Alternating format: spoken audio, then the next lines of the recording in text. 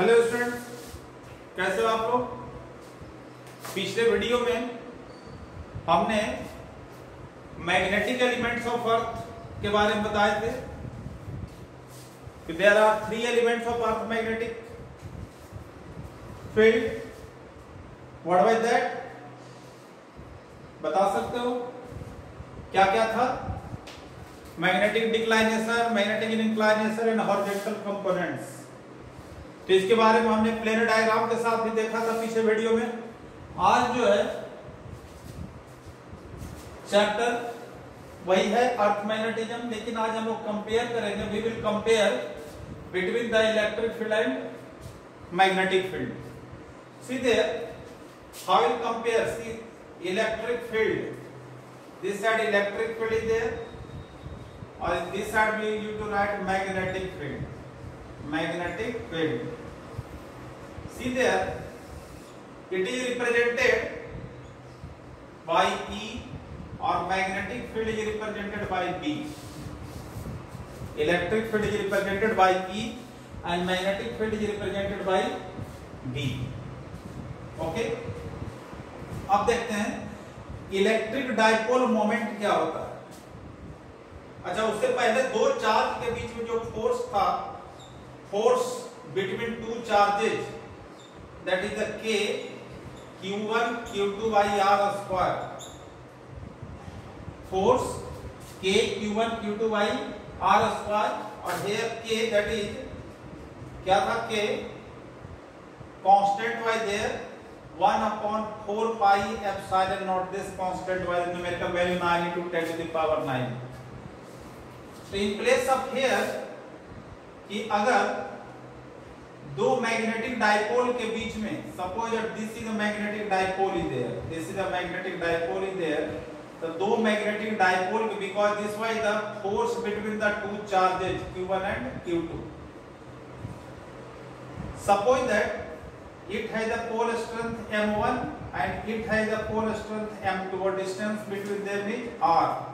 तो what force magnetic field, the force acts between the two poles, क्या हो जाता है? K यहां भी होता है, but M1 M2 by R square और K here that constant is called mu naught by 4 pi. Means यहां पर जो हम लोग चार्ज लेते थे, Q is there, charge is there, तो यहां पर जो हम लोग लेते हैं M, that is the pole strength. pole strength क्या होता है? The magnitude of magnetic field concentrated at both poles, north pole and south pole of the magnet, that is called pole strength is there. तो next comparison is there कि next comparison कि अगर पूछा जाए कि इलेक्ट्रिक डाइपोल मोमेंट क्या होता था, electric dipole moment that is a 2AQ means क्या था? Product of either charge, product of either charge and length of the dipole. This is called electric dipole moment. So here we used to take magnetic dipole moment capital M, a small m into 2L. Means in place of charge we used to take here m, that is a pole strength. The small m is called pole strength, a capital M is called magnetic dipole moment is there. Okay, अब electric field intensity आप जो देखा, electric field intensity axial form में D2 dipole, ये dipole था plus Q charge और minus Q charge, तो electric field intensity D2 dipole इन axial form 1 upon 4 pi epsilon naught क्या था?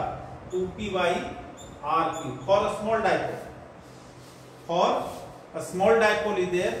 तो यहां पर वही हो जाएगा, क्या हो जाएगा यहाँ? Bx जो हो जाएगा आपका क्या? Mu naught upon 4 pi 2m by r3. Wait, r क्या? Distance constant in place of here 1 upon 4 pi epsilon naught we to take here constant mu naught by 4 pi epsilon naught is called what is that? Absolute क्या?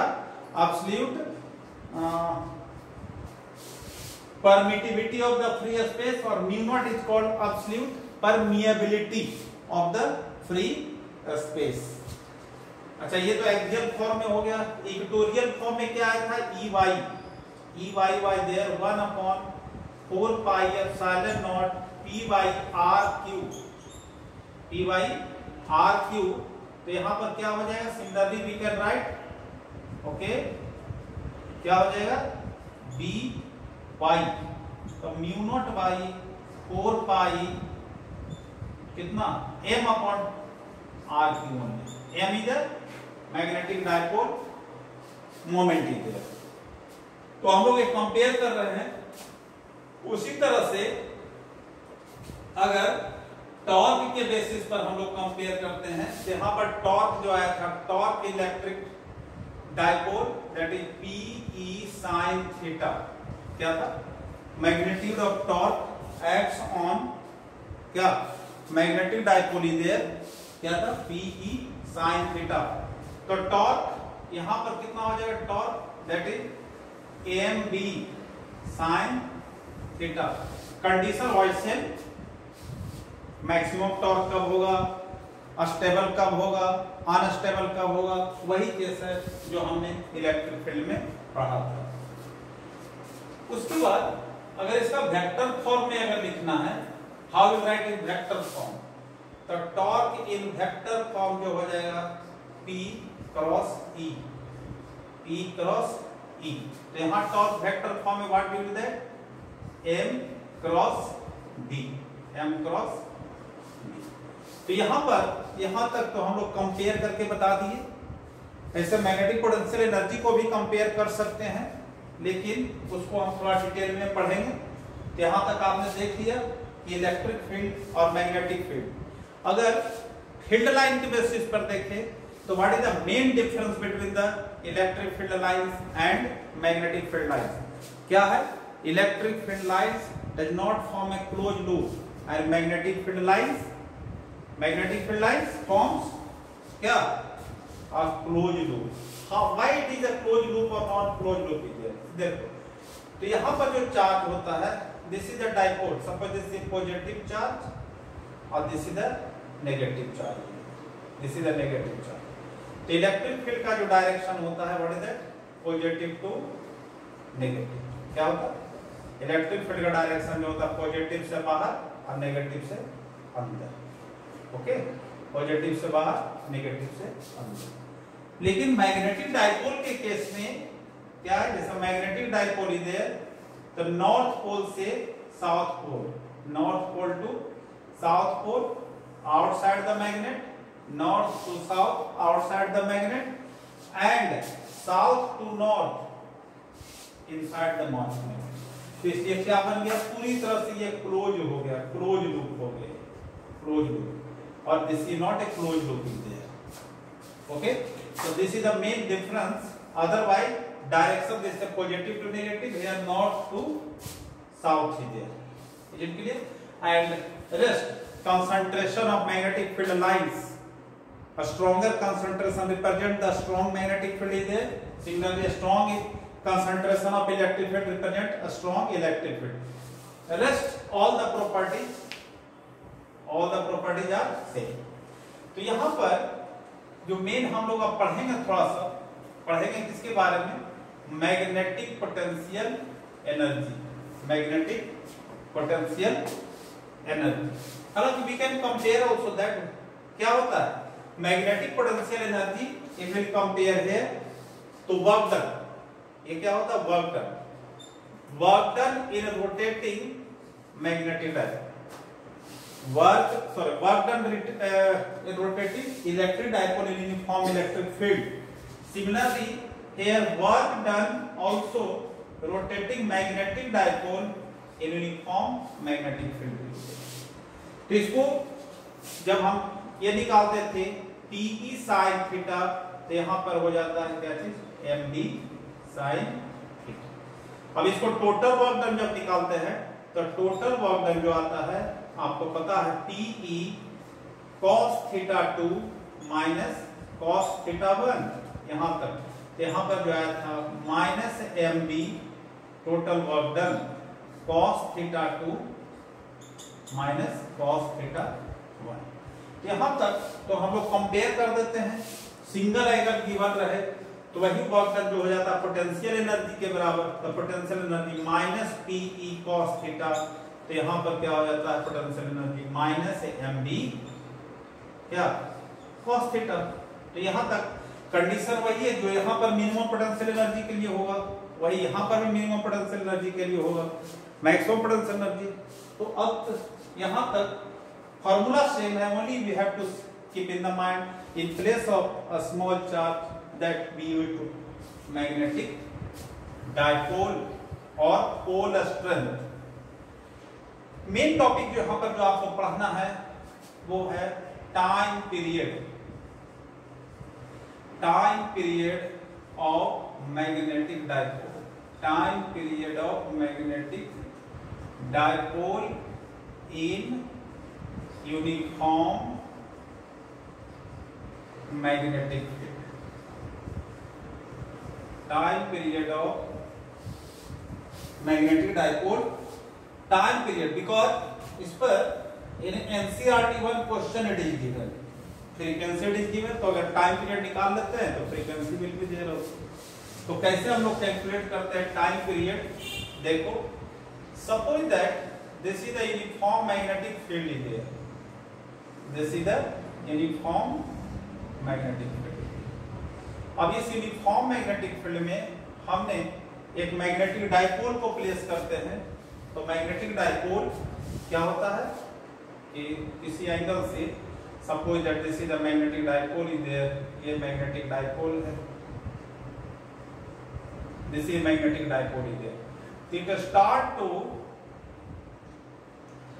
Due to the torque जो है, torque लगने के कारण suppose that ये जो इसके access और इसके एक्सेस के बीच में थीटा एंगल से क्या होता है ऑसिलेट करना। Why does it will oscillate? Due to the torque, magnetic field में रखे टॉर्क लगता है और टॉर्क के कारण क्या होता है ये स्टार्ट हो जाता है। तो torque deflecting torque theta angle से डिस्प्लेस हो गया, तो restoring torque brings in their original position. तो यहां पर देखते हैं कि डिफ्लेक्टिंग टॉर्क जो है, डिफ्लेक्टिंग टॉर्क, तो डिफ्लेक्टिंग टॉर्क देखा आपने क्या था mb sin थीटा। तो for a small angle we can write sin theta approximately theta. तो क्या हो जाए टॉर्क इज इक्वल टू हो गया mb थीटा, this is the deflecting torque. अब देखो डिफ्लेक्टिंग टॉर्क के अपोजिट डायरेक्शन में एक लगेगा क्या चीज restoring, because first of all you have to prove कि this dipole is in SHM, dipole SHM तभी तो टाइम पीरियड फाइंड करेंगे। तो उसको रिस्टोरिंग टॉर्क जो होता है, रिस्टोरिंग टॉर्क, तो restoring torque we to take in terms of moment of inertia, where I जो हो गया आपका moment of inertia, I what is that moment of inertia है, और alpha is the angular acceleration, angular acceleration. तो torque is equal to we can write I double derivative we